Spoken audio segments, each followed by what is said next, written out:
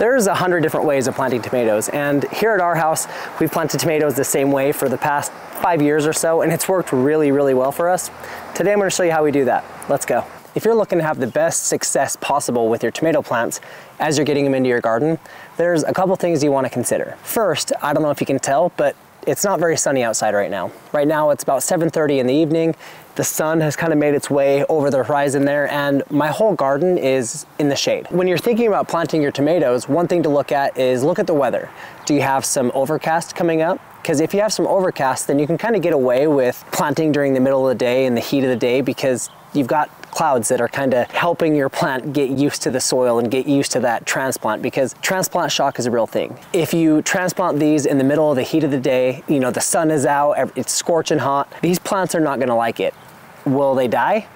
Probably not, but will they have better success if you do it during an overcast day or during the evening like I am here? Yeah, they're gonna do much better. So I'm gonna transplant this tomato here, so it's gonna have the entire evening, the entire night to really get used to that transplant. All right, so the first thing we wanna look at here is there are two different types of tomatoes. I know that there's hundreds of types of tomatoes, but there's two real types of tomatoes, and that is determinate and indeterminate tomatoes. Understanding how those two different types of tomatoes grow can really help you when you're planning on planting these. Today we have an Aunt Ruby's green tomato. This is an indeterminate tomato. It's been sitting in the sun all day and it's not the happiest, but it's gonna be fine. This plant is gonna get big, like really, really big. Indeterminate tomatoes, they grow and grow and grow until you hit a frost and then they die off. A determinate tomato, like a Roma tomato or a Celebrity or something like that, they grow to a specific size. So they grow, let's say 3-4 feet, closer to 4 feet. So they grow nice, big, bushy. They put off a ton of tomatoes right off the bat.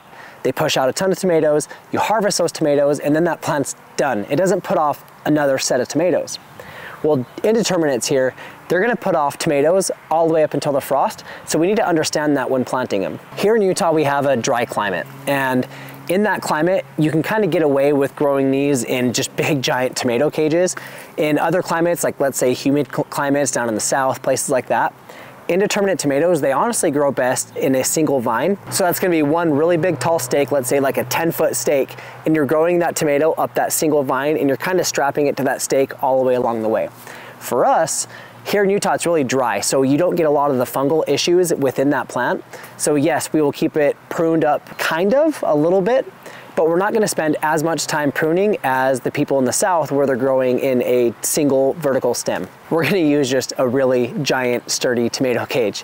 One thing that's really important with tomatoes, and that kind of not necessarily unique, but what I think tomatoes do best is they're gonna grow roots all over this stem. So if we have a tomato that is this tall right here, okay, let me go ahead and pull this out of the pot so I can kind of demonstrate what I'm talking about here. What can happen is we've got all these roots down here at the bottom, and these roots are taking up moisture, they're taking up nutrition, everything they need to grow. If you plant this tomato extra deep, all along the stem here, it's gonna grow roots for you, and those roots are gonna take up more nutrition and more water, and it's gonna help your plant grow quicker, faster. And then that's gonna give you more tomatoes in the long run. So what we're gonna do is, I'm not gonna plant this plant at the pot level here. What I'm gonna do is I'm gonna take my little snips here, and I'm going to cut off all of these lower branches.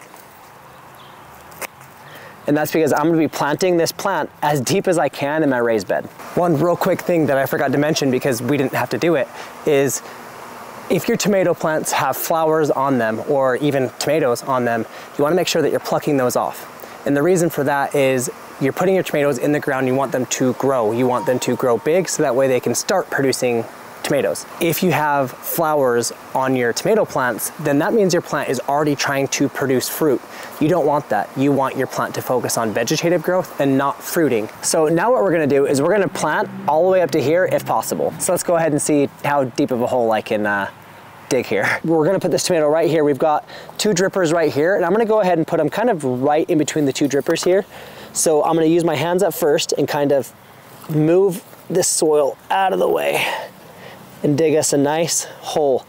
But I wanna dig this hole deep as I possibly can, so that way the whole stem of this plant, or half of the stem of this plant, is underneath the ground. So now that we're getting down there, let's go ahead and break this up a little bit.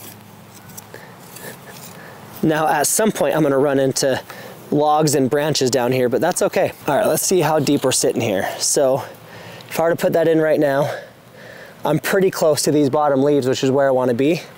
So let's go ahead and what I'm going to do is, right now, this is rock hard. This whole situation, it's dry, it's rock hard. I'm just going to kind of massage it a little bit and break these roots up just a little bit. You don't want to damage them too much, but you do want to break that up a little bit.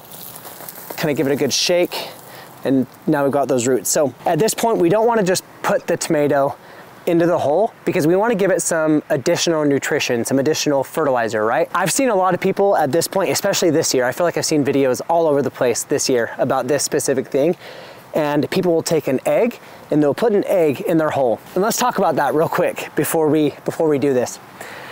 If you put an egg in the hole, yes, it does have some nutrition, and it's not bad by any means for your plant. The issue that I have with the egg in the hole, the egg in the hole thing, is here where I live, we have a lot of raccoons, and those raccoons love eggs. And so if I put an egg in my hole here, and then I put the plant in, they're gonna come in here, dig up my tomato plant, get that egg, and then they're gonna wanna get the rest of my plants that have eggs underneath them and get to those eggs. And that's gonna create an issue, because I don't know if raccoons are a problem where you live, but for me, they are. And they're not stupid animals. They will understand that there's gonna be an egg underneath the plants, and they're gonna come in and start ripping up your tomato plants. There are a lot of different ways to get the same or even better nutrition to your plant than putting an egg underneath it.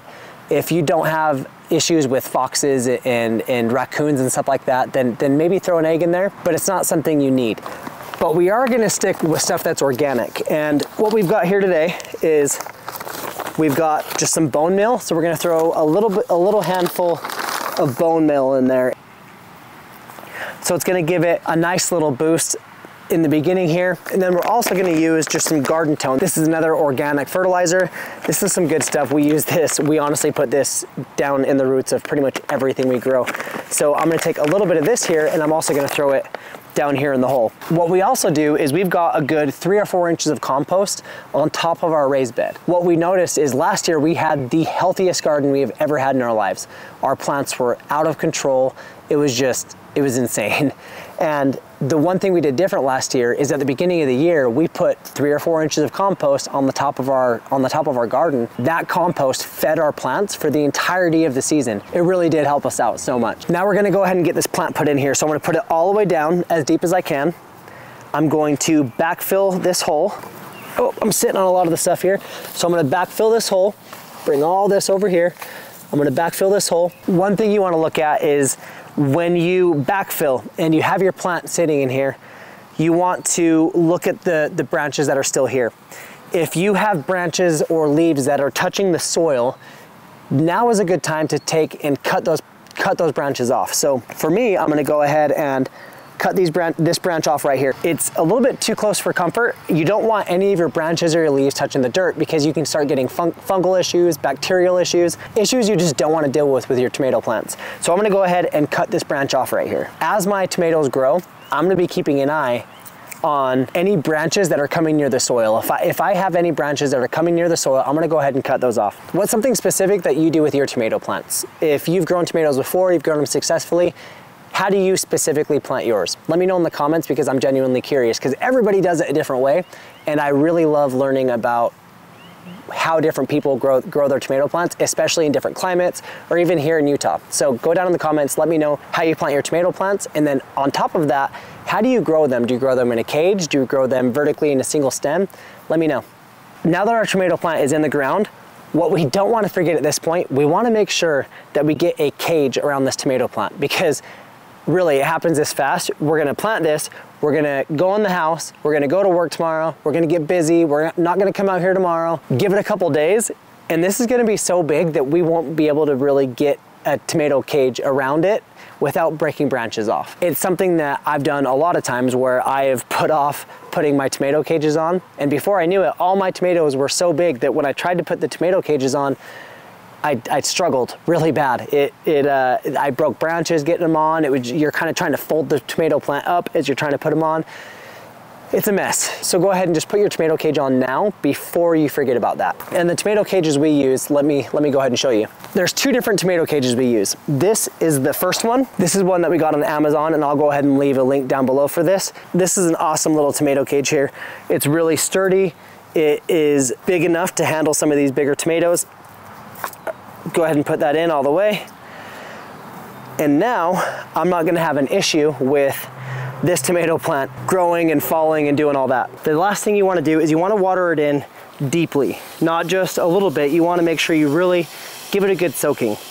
And what this is going to do is it's going to help with transplant shock. It's going to help just kind of get the plant going now that it's in a new environment. So a lot of times you want to come in and the water is going to pool up at the top depending on the type of soil that you have. So let it pool up and then let it drain down before you continue to give it water. All right, so we're starting to drain down now, so we're gonna go ahead and give it some more water. All right, now that we have thoroughly watered this in, you're gonna wanna go a good few days before watering this again. You wanna make sure you let it dry out pretty well before you give it more water. And the reason for this is, especially with tomatoes, if you don't water this for a few days and you really just let it dry out, it's gonna push new roots out, which are in turn going to give you new vegetative growth and more tomatoes in the long run. And the other tomato cage that we use is actually a homemade one. It's similar to this, but it's cheaper. It is made out of cattle panel. So if you're interested on just a really super heavy duty, folding, collapsible tomato cage that you can just make at home by yourself for a lot less than what you pay for these, go watch this video right here.